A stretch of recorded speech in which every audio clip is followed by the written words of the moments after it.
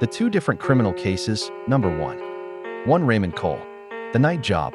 It was a quiet Tuesday night when Raymond Cole pulled his old gray hoodie over his head and walked toward the corner store on 9th Street.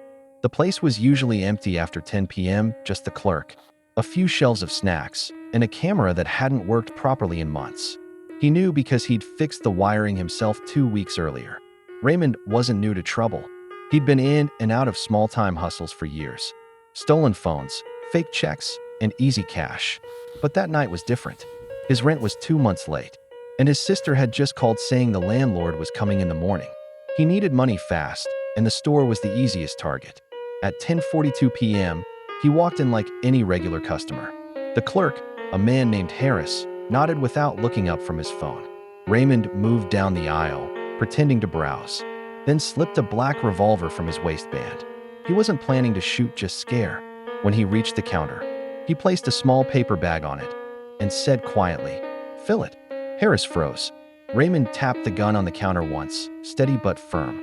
Harris opened the register and shoved the bills and mostly small notes.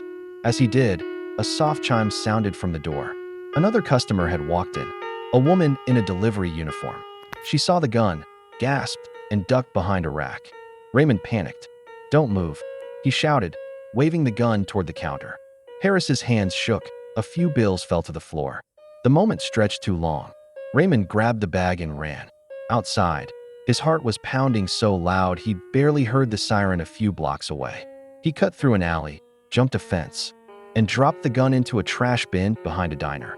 He thought he'd gotten away untied too. Squad cars boxed him in at the next street corner. The woman pressed the panic button near the door. Cameras outside had caught his face clearly enough.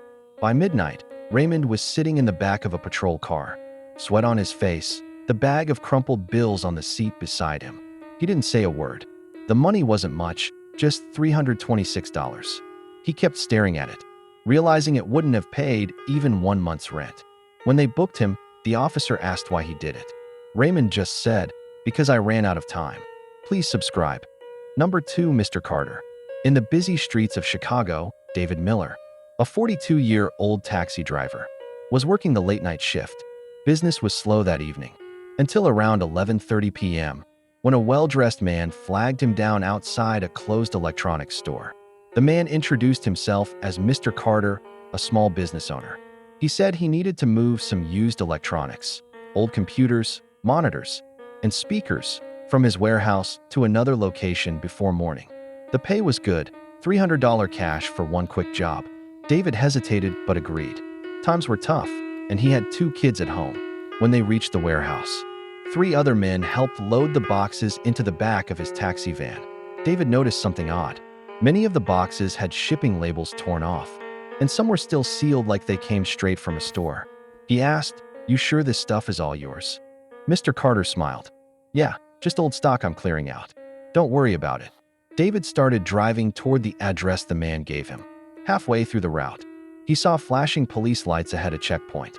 Mr. Carter suddenly grew tense and whispered, "Turn down the next street. I don't want to deal with cops tonight." That's when David's gut told him something was wrong. Instead of turning, he drove straight toward the checkpoint.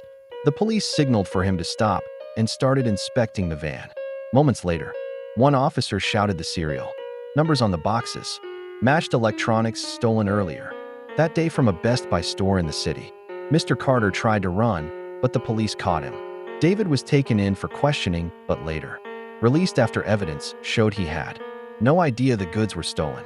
2 days later, detectives called him a hero for refusing to flee and helping catch a $150,000 electronics theft ring. When reporters asked why he didn't just drive away, David said, "I'd rather lose a fare than lose my freedom." Please subscribe.